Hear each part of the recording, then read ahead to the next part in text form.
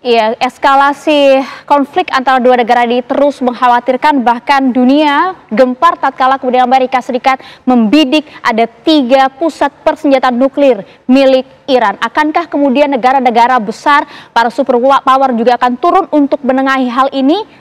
Atau justru perang dunia ketiga akan turun? Kami akan membahasnya bersama dengan sejumlah narasumber. Kami sudah hadir bersama dengan kami ada Prof. Makarim Wibisono, Dubes RI di PBB 2004 hingga 2007. Selamat malam, Prof. Selamat malam. Terima kasih sudah hadir langsung di studio kami. Dan juga hadir pula bersama dengan kami saat ini ada Prof. Evi Fitriari, pengamat luar negeri dari Universitas Indonesia. Selamat malam, Prof. Selamat malam, Mbak. Selamat malam. Dan juga sudah sambung bersama kami melalui sambungan Zoom ada Irjen Pol Purnawirawan Bekto Suprapto, Kadinsus 88 tahun 2004-2008. Selamat malam, Pak Jenderal.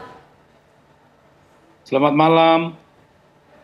Ya, terima kasih sudah bergabung bersama kami. Tapi kita ingin lihat dulu, kemudian kemarin betul-betul mencengangkan kita semua, Amerika langsung membidik 3 pusat persenjataan nuklir dari Iran. Anda sudah mengira hal ini terjadi nggak, Prof? Somehow sudah, ya, karena memang sudah ada indikasi ke arah sana kan. Artinya Amerika sudah mengancam. Terus yang kedua, Amerika tuh menghentikan negosiasi damai. Sebetulnya kan Amerika dan Iran tuh sedang melakukan negosiasi diplomasi untuk pengaturan tentang nuklir, ya.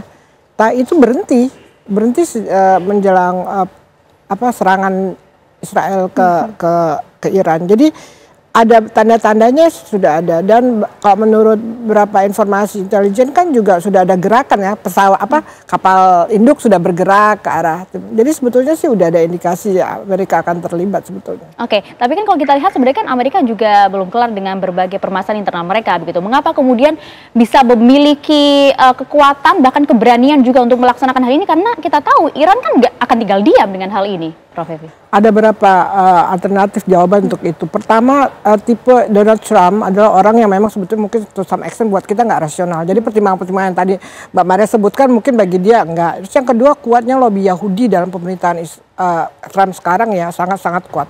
Yang ketiga, dan memang mungkin juga itu dipertimbangkan sejak awal, bahwa Amerika sudah pernah melakukan hal-hal mirip seperti ini, ya, menyerang Iran. Dan tahun 2020 gitu, dan mereka melakukannya tapi dalam skala yang terbatas gitu, ya. Kemudian dibalas oleh Iran dengan menyerang pasukan Amerika di Irak gitu.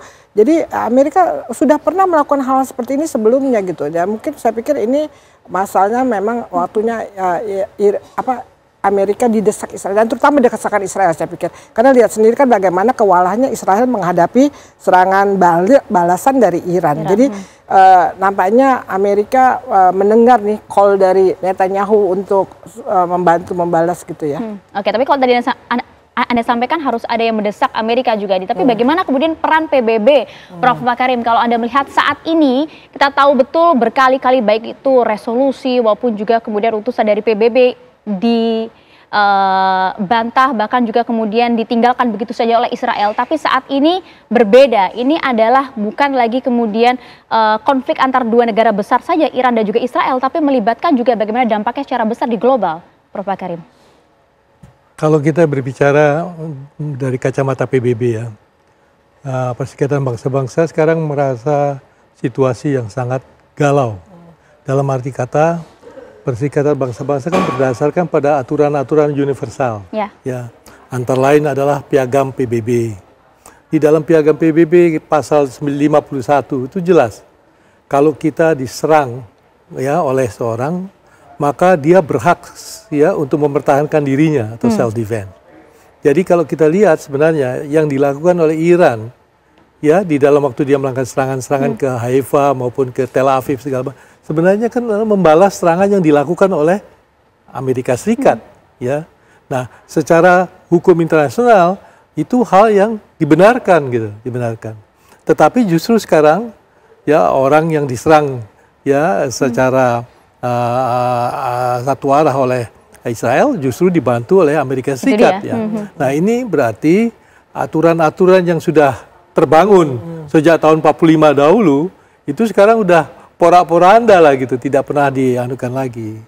Ini sekarang membutuhkan suatu kesadaran kembali, ya, bahwa kita kembali perlu menegakkan apakah ini yang namanya unilateralisme itu bisa terus berlangsung terus, atau multilateralisme dibangkitkan lagi untuk mengatasi sikap-sikap semau sendiri dari orang-orang atau negara-negara yang kuat ini gitu loh, Mbak. PBB mampu nggak?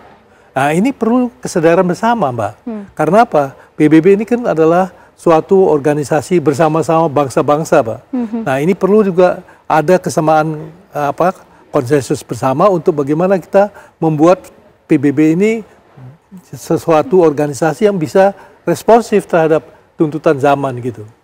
Tapi bagaimana kemudian dari PBB sendiri kalau melihat sebenarnya agar kemudian serangan-serangan semacam ini, bagaimana keterlibatan Amerika Serikat ini tidak kembali terulang gitu, Prof? Jadi ya kalau kita lihat baik dari pasal 1 ya dari piagam PBB ya maupun pasal 2 kan jelas ya bahwa tugas utama dari Perserikatan Bangsa itu menjaga perdamaian dan keamanan internasional. Ya itu jelas ya, Mbak. Tapi begitu diambilkan atau diusul, mencoba mengusulkan langkah-langkah untuk terlalu diveto oleh Amerika Serikat. Itu dia. Ya. Sehingga pada kenyataannya PBB itu sangat tidak responsif terhadap apa-apa yang berkembang di lapangan. Ya. Nah, selama sistem yang dibuat pada tahun 45 itu masih berlangsung, agak sulit untuk mencoba menghidupkan kembali Perserikatan Bangsa-Bangsa yang sekarang sudah tahun 2025 dengan sistem geopolitik yang lain, geoekonomik yang lain, yang semua sudah mempunyai dinamika yang baru, tetapi aturannya masih aturan tahun 45, Pak.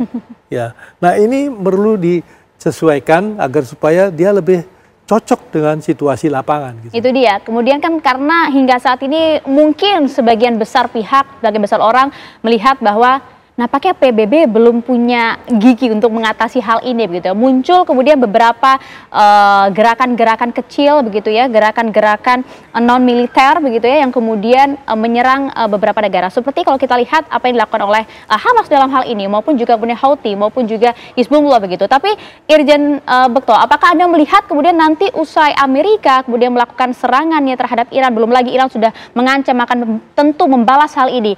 Anda melihat juga nanti akan ada gerakan kecil terorisme atau semacamnya yang akan membantai Amerika? Jawabannya bisa iya, bisa tidak. Mengapa iya? Karena ini masalah ketidakadilan. Dirasakan ketidakadilan yang disampaikan oleh Profesor Makarim Wibisono tadi, kok aturannya semua diabaikan. Ya, jadi ada solidaritas kaitannya dengan masalah ketidakadilan. Jadi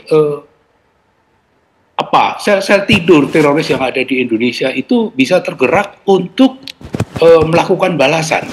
Yang kedua, kenapa tidak? Ya, ada masalah di Indonesia kaitannya dengan keberadaan Sunni dan Syiah. Ya, ini bisa tidak bereaksi karena masyarakat Indonesia mayoritas itu Sunni dan menganggap Syiah itu berbeda. Jadi ragu-ragu ini mau balas atau tidak.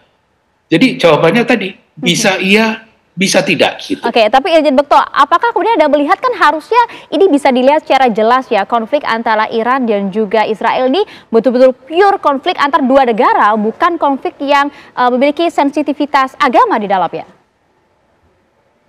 Ya benar, para mantan teroris yang saya bergaul dengan mereka itu punya punya ideologi yang sangat kuat bahwa ini Amerika itu yang harus dimusuhi. Kenapa harus ikut campur menyerang Israel? Sama seperti bagaimana dulu Amerika menyerang Irak yang dituduh untuk mempunyai senjata pemusnah massal. Dulu ya Osama bin Laden mengeluarkan fatwa bahwa akibat Amerika melakukan hal-hal yang di luar nalar itu perlu dibalas. Fatwanya Osama bin Laden adalah semua kepentingan Amerika, semua penduduk Amerika harus dibalas. Maka terjadi bom Bali, maka terjadi bom-bom yang ada di Indonesia. Itu kalau seandainya itu harus dibalas. Dan yang kedua adalah prinsip musuhnya musuh harus bisa dianggap sebagai teman. Ya, jadi meskipun Syiah itu berbeda dengan Sunni, tapi dalam hal ini harus dibela. Itu sebagian berpendapat seperti itu. Oke. Termasuk juga kemudian bagaimana sentimen sejumlah pihak terhadap Amerika itu sendiri. Itu kan juga sudah besar begitu ya, Prof. Anda bisa menilai tidak sih, Prof. Evi, akankah kemudian ini eskalasinya akan semakin besar dengan keterlibatan banyak aktor-aktor non-militer seperti tadi, sel-sel terorisme, maupun juga keterlibatan dari negara-negara besar. Tapi dijawab sesaat lagi ya, Prof. Evi ya. Kami akan kembali untuk Anda. Tetap bersama kami di Apa Kabar Indonesia Malam.